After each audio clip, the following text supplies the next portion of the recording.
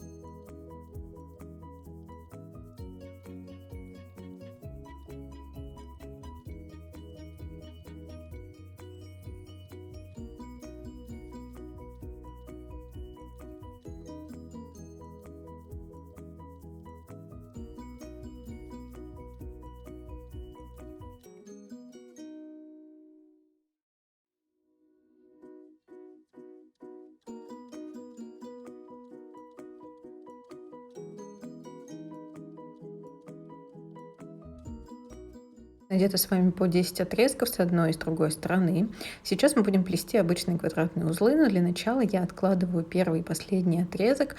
Я их сначала не вплетаю. Начинаю со второго и третьего и начинаю делать первый ряд квадратных узелков. То есть прохожу все нити, кроме вот последней одной, да, то есть я не вплетаю, они нам потребуются для того, чтобы соединить потом в круг.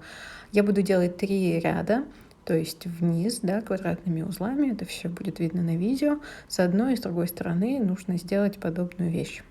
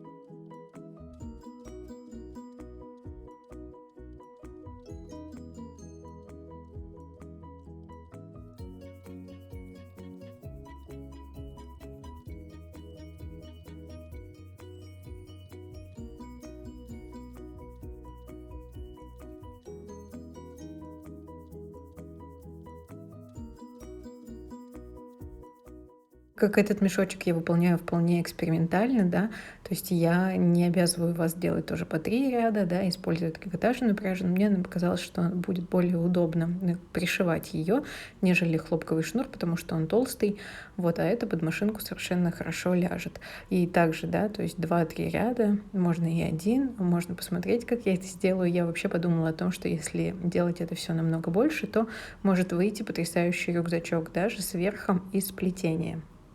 После того, как сделаны две части, у нас вот как раз те первые отрезки, которые мы оставляли, первый и последний, мы начинаем их соединять и соединяем как бы в круг уже наш мешочек получившийся. Берем первый отрезок с одной и первый отрезок со второй стороны. И также проделываем 3 ряда, ну, квадратных узлов, чтобы у нас было такое же количество их, как и в основной как бы нашей части.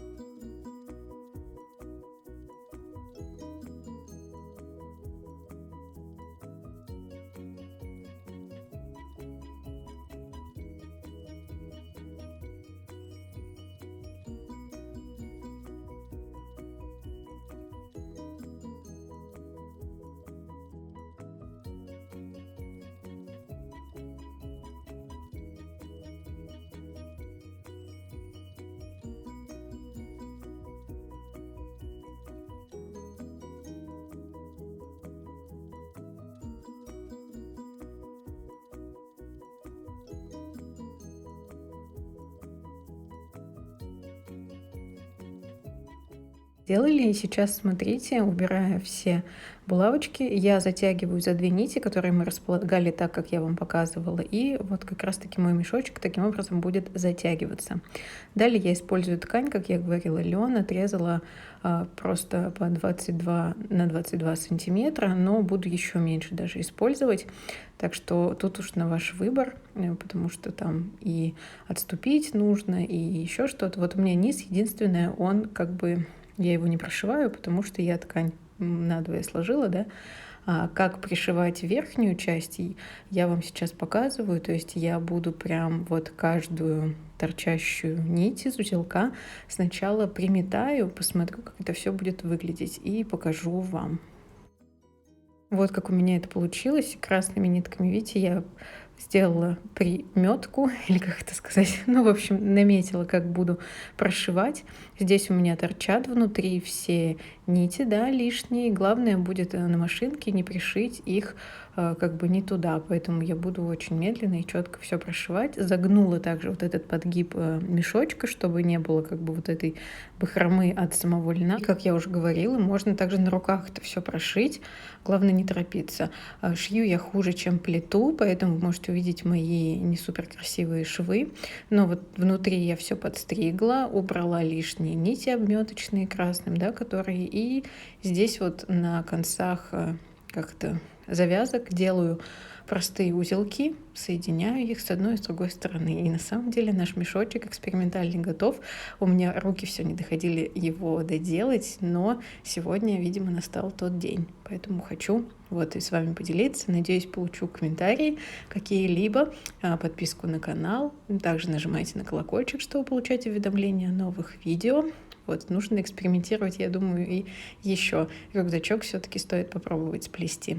Спасибо, что посмотрели мое видео. До встречи в новых видео. Очень буду рада почитать ваши комментарии по тому, что у меня получилось, или посмотреть на ваши изделия в моем инстаграме.